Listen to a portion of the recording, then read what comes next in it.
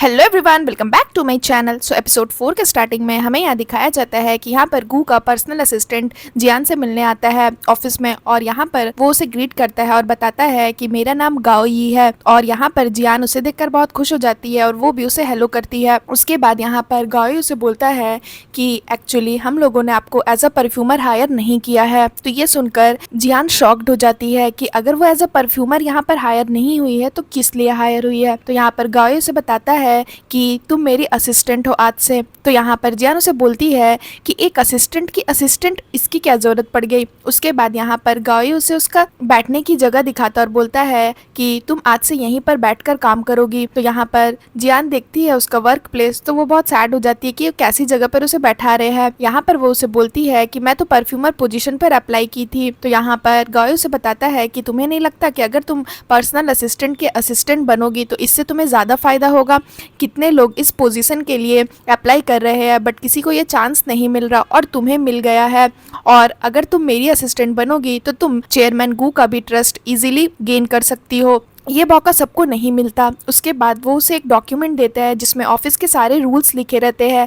Basically chairman गू को क्या पसंद है और क्या नहीं वो उसमें लिखा रहता है। तो यहाँ पर जियान ये सारे रूल्स को पढ़ती है तो शॉक्ड हो जाती है, क्योंकि उसमें अजीब अजीब से रूल्स लिखे रहते हैं, जैसे कि ऑफिस में अगर आना है तो स्ट्रॉन्ग परफ्यूम नहीं लगाना है और ऑफिस में खाना लेकर के नहीं आना है, इस तरह की चीज़ें। उसके बाद तभी यहाँ पर गू आता है और अपने केबिन के अंदर जा रहा होता है, और जैसे ही जियान उसे देखकर हेलो बोलती है, गू उसे इग्नोर कर देता है। उसके बाद यहाँ पर आकर वो अपने फ्रेंड को बताती है, अब मुझे तुम बताओ कि चेयरमैन गू के करीब कैसे जाना है, कुछ आइडिया दो कि लड़के को लड़कियाँ कैसी पसंद होती है, किस टाइप की। तो यहाँ पर उसका दोस्त बताता है कि पहले ये देखो, और वो एक न्यूज़ दिखाता है गू के बारे में जिसमें ये लिखा रहता है कि गू ने बहुत सारे स्ट्रे एनिमल्स के लिए फंड इकट्ठा किए हैं और एक स्ट्रे एनिमल रेस्क्यू सेंटर में जमा किया है। मतलब कि वो एक चैरिटी टाइप का। जैसे ही जानिए देखती है वो समझ जाती है कि उसे क्या करना है, और वो क्या करती है, नेक्स्ट डे ऑफिस में एक कैट को ले आती है और यहाँ पर वो ऐसा दिखाना चाहती है गू को कि वो भी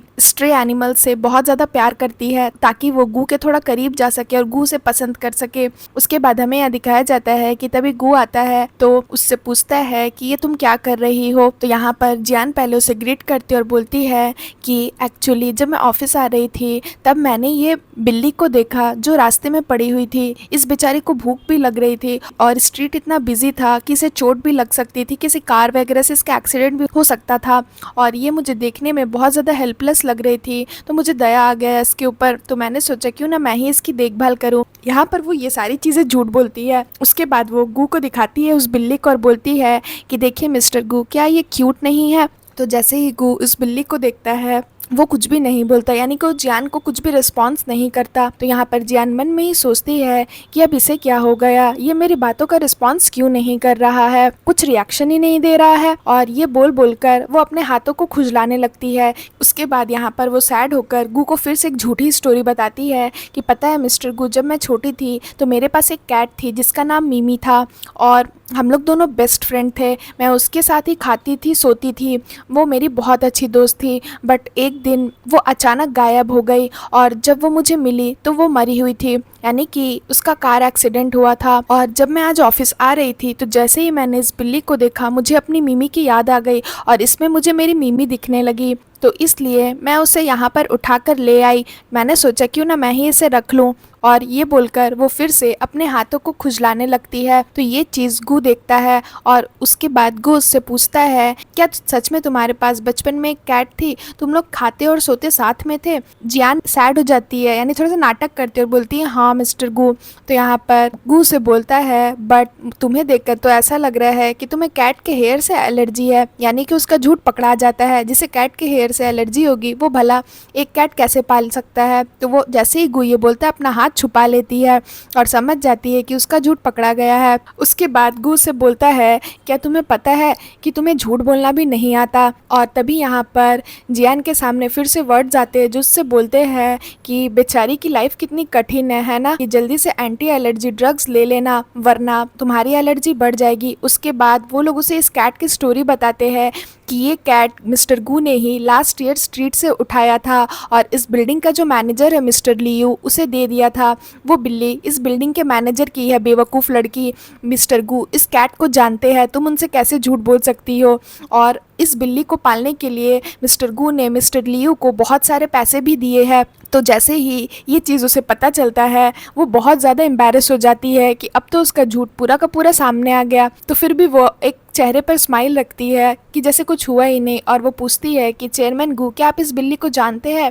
तो यहाँ पर गू से बताता है मैं इसे बहुत अच्छे तरीके से जानता हूँ, ये इस बिल्डिंग के मैनेजर मिस्टर लियू का कैट है। तो यहाँ पर वो और ज़्यादा एम्बैरेस हो जाती है और बोलती है कि कोई बात नहीं, मैं जल्दी से जाकर इसे मिस्टर लियू को दे देती हूँ। वो बहुत ज़्यादा टेंशन में होंगे है ना कि उनकी कैट कहाँ चली गई, और ये बोल के वो भाग जाती है। उसके बाद हमें दिखाया जाता है कि यहाँ पर वो सैड होकर बैठी रहती है कि अब वो नेक्स्ट प्लान क्या सोचे गू के करीब जाने का, क्योंकि पहला प्लान तो उसका फेल हो गया। तभी यहाँ पर गू उसके पास आता है और उसे बोलता है कि गाई को कॉल करो और उसे बोलो कार लेकर के आने के लिए, मुझे घर जाना है। तो यहाँ पर जियान सोचती है कि ये तो बहुत अच्छा मौका है चेयरमैन गू के करीब जाने का। तो वो क्या करती है, जानबूझ के एक्टिंग करके बोलती है कि हाँ मैं गाई को कॉल करती हूँ, बट वो उसे कॉल नहीं करती और जानबूझ करके फ़ोन को कान पर लगा लेती है, जैसे कि मिस्टर गू को लगे कि वो उसे कॉल कर रही है। तभी यहाँ पर वो बोलती है कि पता नहीं गाई का तो कॉल ही नहीं लग रहा है।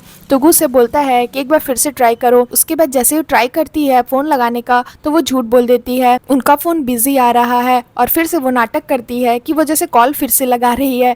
और लास्ट में वो बोलती है कि चेयरमैन गू गाई ने तो फ़ोन ही ऑफ कर दिया, अब क्या करे। उसके बाद यहाँ पर गू थोड़ा सा कुछ सोचता है, जियान अपनी चाल चलती और बोलती है कि एक काम करते हैं चेयरमैन गू, मैं आपको आपके घर पहुँचा देती हूँ, मेरे पास ड्राइविंग लाइसेंस भी है और मैं बहुत अच्छा ड्राइव भी कर लेती हूँ। गू कुछ सोचता है पहले और बोलता है कि ठीक है। तो यहाँ पर जियान बहुत खुश हो जाती है कि चलो फाइनली उसे एक और मौका मिला गू के करीब जाने का। उसके बाद हमें यहाँ दिखाया जाता है कि यहाँ पर जियान का एक्स बॉयफ्रेंड उसे बार बार कॉल करने की कोशिश करता है, बट जियान तो उसे ब्लॉक की होती है तो उसका कॉल नहीं लग रहा होता है। तो वो बहुत गुस्सा हो जाता है। यहाँ पर उसके एक्स बॉयफ्रेंड जियाचिंग की गर्लफ्रेंड शासा वो भी बहुत गुस्सा हो रही होती है कि वो बार बार जियान को कॉल क्यों कर रहा है, और वो उसे बोलती है कि आखिर तुम चाहते क्या हो, जब तुम्हें पता है कि उसने तुम्हें ब्लॉक कर दिया है और उसे ऑलरेडी हम दोनों के बारे में पता है, तो तुम फिर भी उससे कांटेक्ट क्यों करने की कोशिश कर रहे हो। तो यहाँ पर जियाचिंग उसे बोलता है कि मैंने अभी तक वो इम्पॉर्टेंट फ्रेग्रेंस का जो 8th मेथड है वो अभी तक मैंने पता नहीं लगाया है। अगर मैं उससे अभी ब्रेकअप कर लूँगा तो मैंने पिछले सालों में जितना भी अपना टाइम लगाया है जियान के ऊपर वो सारा वेस्ट हो जाएगा। मुझे कैसे भी करके पता करना होगा वो 8 मेथड्स क्या है फ्रेग्रेंस का। तो यहाँ पर शासा उसे बोलती है कि तुम ऐसा बोलो ना कि जियान से मूव ऑन कर ही नहीं पा रहे हो। तो यहाँ पर जियाचिंग गुस्सा हो जाता है कि वो साशा ऐसा बोल रही है और वो वहाँ से चला जाता है। तो उसके बाद यहाँ पर साशा मन में ही बोलती है कि अगर तुम कुछ नहीं कर सकते तो ठीक है, अब मुझे ही कुछ करना होगा। उसके बाद हमें यहाँ नेक्स्ट सीन में दिखाया जाता है कि यहाँ पर जियान फिर से एक बार चेयरमैन गू से झूठ बोलती है कि उसे बहुत अच्छे से ड्राइव करना आता है, जबकि उसे ड्राइव करना आता ही नहीं, और वो जैसे तैसे करके गू को उसके घर तो पहुँचा देती है। तो यहाँ पर गू से देखकर गुस्सा हो जाता है कि उसने झूठ बोला। तो यहाँ पर जियान क्या करती है, एक फेक स्माइल देती है कि सब कुछ सही है। उसके बाद वो उसे जैसे ही घर पहुँचाती है गू से बोलता है कि अब तुम अपने घर जा सकती हो। तो यहाँ पर जियान सोचती है कि ये अच्छी अपॉर्चुनिटी है गू के करीब जाने का। तो वो सोचती है कि वो घर नहीं जाएगी और बहाना करती है कि मिस्टर मुझे चक्कर आ रहा है, मैं एक काम करती हूँ, मैं थोड़ा सा पानी पी लूँगी ना तो मुझे अच्छा लगेगा, क्या मैं आपके किचन से जाकर पानी ले सकती हूँ, जब मुझे बेटर फील होगा तो मैं चली जाऊँगी। तो यहाँ पर गू उसे बोलता है कि इसकी कोई ज़रूरत नहीं है, पानी तुम्हें नहीं मिलेगा, अपने घर जाओ और जाते हुए दरवाज़ा बंद कर देना। उसके बाद तभी यहाँ पर जियान फिर से एक बार सैड होकर के अपने घर जा रही होती है कि उसका सेकंड प्लान भी फेल हो गया, और यहाँ पर वो गू के बारे में बोलती है कि कैसा आदमी है, लेडी की कैसे इज्जत करनी चाहिए उसे ये भी नहीं पता, और अपने आप को बहुत हैंडसम और कूल समझता है। तभी यहाँ पर वो जैसे ही जा रही होती है उसे लगता है कि कोई उसका पीछा कर रहा है।